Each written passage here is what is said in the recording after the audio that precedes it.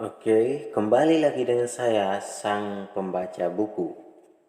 Kali ini kita akan membacakan buku karya dari Yunji Chu. Buku ini berjudul Classic Wisdom, Pelajaran Dini Hari yang Menguatkan Diriku. Jadi buku ini berisi tentang quote-quote para legend, orang-orang yang bijaksana, orang-orang timur khususnya, orang-orang dari Korea, orang-orang dari Cina, seperti Laozi, Confucius, dan lain sebagainya. Nah, tapi buku ini saya tidak membacakan seluruhnya, keseluruhan buku ini tidak saya bacakan. Hanya membaca kesimpulan di bagian akhir, yaitu lampiran yang berisi 148 kalimat mutiara dari karya klasik pilihan Ji Xianlin. Nah, yang berisi kalimat mutiara dari Xi Jing, kemudian Laozi, kemudian Confucius, dan lain sebagainya. Tapi saya tidak membacakan semua karya klasik itu atau semua kalimat mutiara itu. Hanya sebagian saja yang saya bacakan karena memang sangat banyak.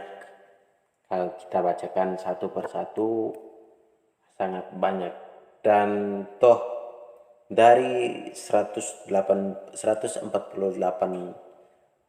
kalimat mutiara yang dimuat di sini, ada beberapa tokoh yang hampir mirip kalimat mutiaranya.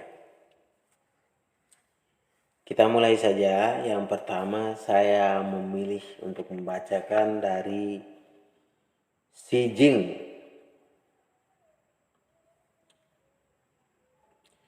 Xi Jing mengatakan bahwa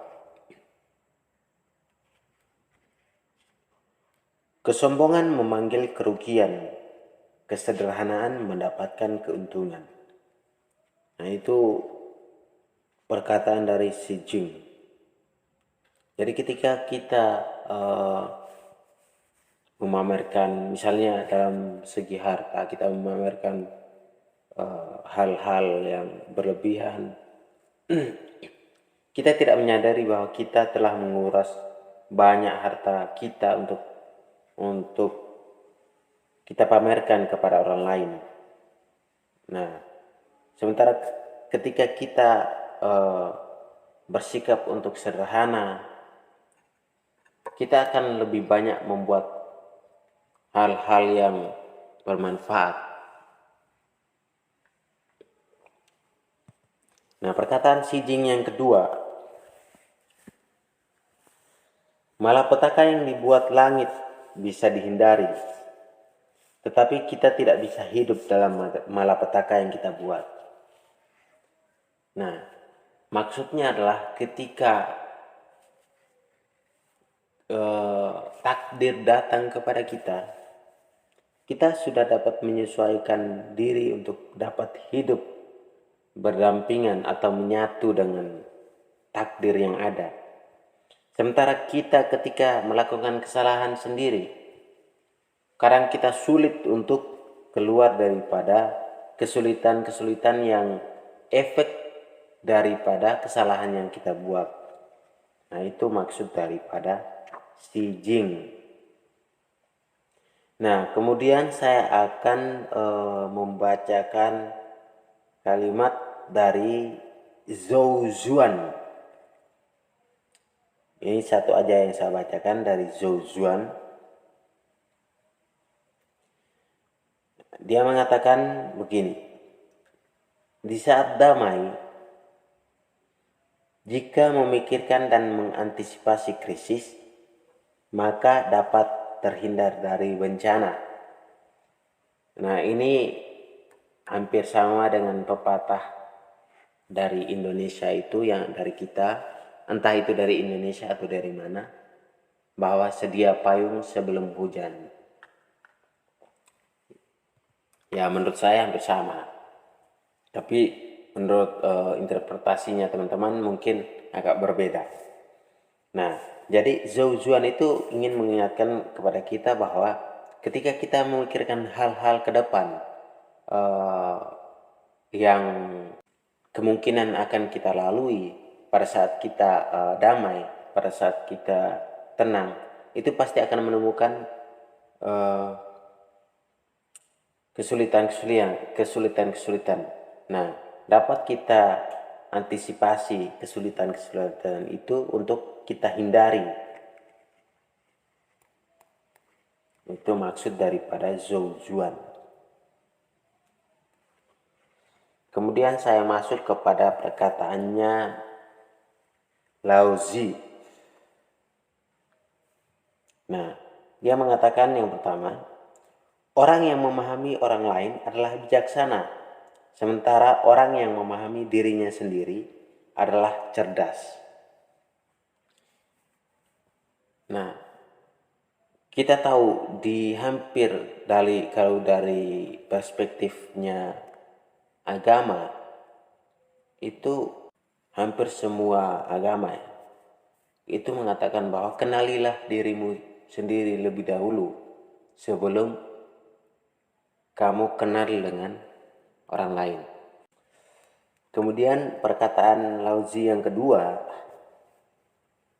nah dia mengatakan bahwa perkataan yang bisa dipercaya itu tidak indah, sementara perkataan yang indah tidak bisa dipercaya. Jadi Laozi ingin mengingatkan kepada kita bahwa ketika ada orang yang menjelaskan atau memberitahu kita dengan misalnya ada teman yang belak-belakan ngomong kepada kita, kamu ini, kamu ini, kamu ini. Nah, kita merasakan sakit hati dan sebagainya. Tetapi itulah kejujuran. Nah, itu dapat merubah kita untuk tidak melakukan hal-hal yang buruk. Tetapi ketika ada orang yang mengatakan atau memuji kita, sementara di sisi lain ada keinginan yang dia inginkan dari kita. Nah, makanya Laozi mengingatkan kepada kita, perkataan yang bisa dipercaya itu tidak indah. Tapi perkataan yang indah tidak bisa dipercaya. Yang berikut perkataan dari Laozi juga. Dia berkata begini, pohon sepelukan orang dewasa juga muncul dari biji seujung bulu. Struktur yang tinggi pun dimulai dari gundukan tanah yang bertumpuk. Jalanan seriburi juga dimulai dari satu langkah. Jadi Laozi ingin mengingatkan kepada kita pentingnya proses. Jadi entah itu dalam dunia kerja, dalam dunia politik dan lain sebagainya, itu pentingnya sebuah proses. Jadi tidak serta-merta kita langsung sampai di puncak, tapi kita harus melalui proses. Kita naik tangga harus melewati anak tangga satu persatu. Jangan karena kakinya hanya berapa meter langkahnya, tapi kita ingin naiki 3 atau 4 anak tangga. Itu akan celaka. Nah, itu dari perkataan dari Laozi. Kemudian saya akan masuk kepada perkataan kalimat mutiaranya Confucius. Nah, Confucius berkata begini, yang pertama, apa yang tidak Anda inginkan untuk diri sendiri, jangan lakukan kepada orang lain. Jadi, ini konsep persamaan. Jadi kita misalnya memaknakan sesuatu itu sebagai buruk, misalnya, yang tidak kita inginkan itu terjadi kepada diri kita, harusnya kita samakan makna itu kepada orang lain. Sehingga hal buruk itu tidak kita lakukan kepada orang lain. Nah, akan tidak benar ketika kita itu menganggap itu sebagai tidak baik, namun kita terapkan kepada orang lain untuk merasakan hal itu. Nah, itu yang tidak diinginkan oleh Konfusius. Nah, perkataan yang kedua dari Konfusius, seorang ahli jika ingin mengerjakan sesuatu dengan baik harus mulai dari mengasah alatnya. Nah, ketika ingin menjadi seorang ahli, kita harus menggunakan alat. Benar apa benar? Ya, benarlah.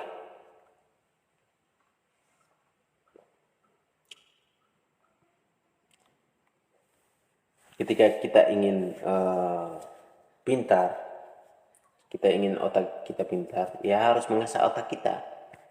Harus banyak baca buku, harus banyak berdiskusi dan sebagainya. Sama halnya kita ingin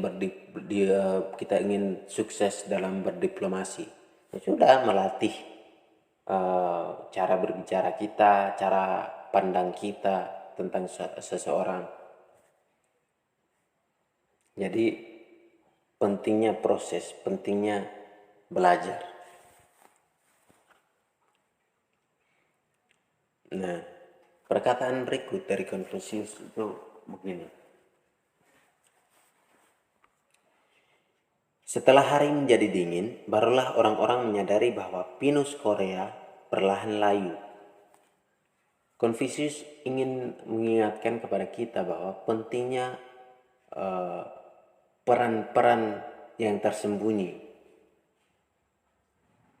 Jadi ketika kita misalnya menjadi sosok seorang pemimpin, kita jangan melupakan orang-orang yang ada di sekeliling kita, yang membantu kita. Jangankan pemimpin, kita sebagai orang biasa saja, ketika kita mendapatkan bantuan, jangan kita lupakan. Ketika tidak ada, baru kita merasa, oh padahal begini, padahal saya membutuhkan ini, saya membutuhkan ini. Itu yang dimaksud daripada Konfusius.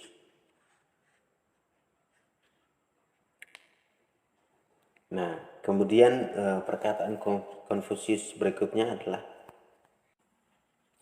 berkata tahu tentang hal yang diketahui, berkata tidak tahu tentang hal yang tidak diketahui, inilah pemahaman yang sesungguhnya.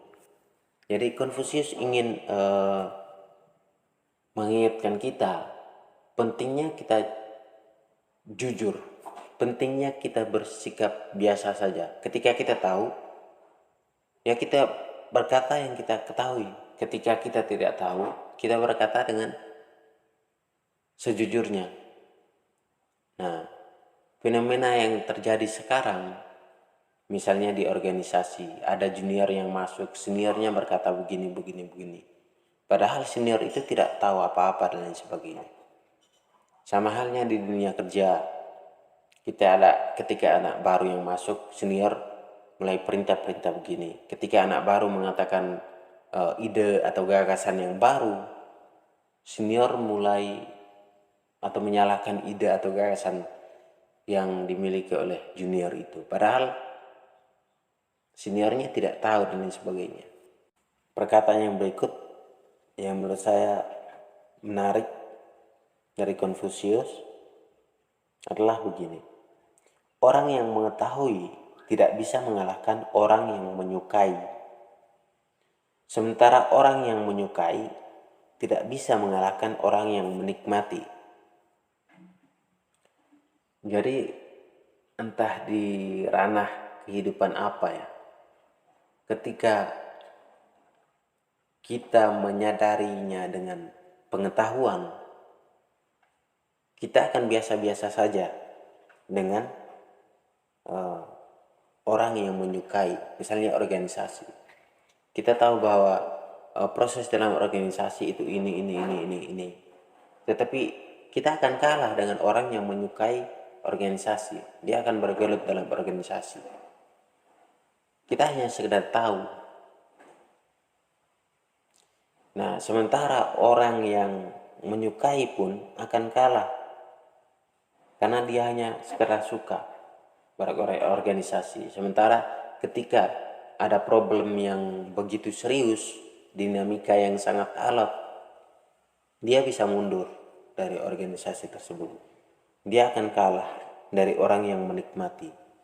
Karena cara pandang orang yang menikmati, dia sudah menyatu dengan organisasi itu, tidak bisa dipisahkan.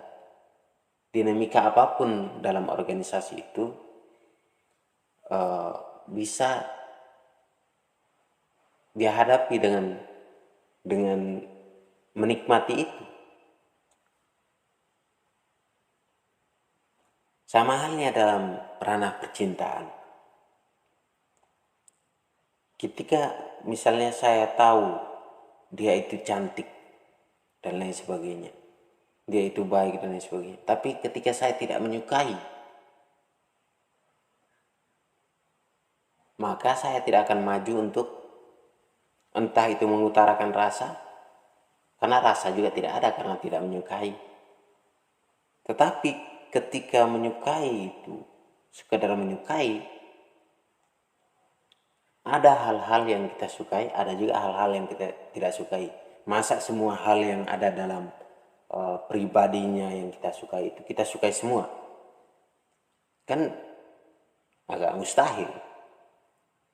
Sementara orang ketika mencintai seseorang dengan menikmatinya, maka kalah semua dari tahap mengetahui dan tahap menyukai.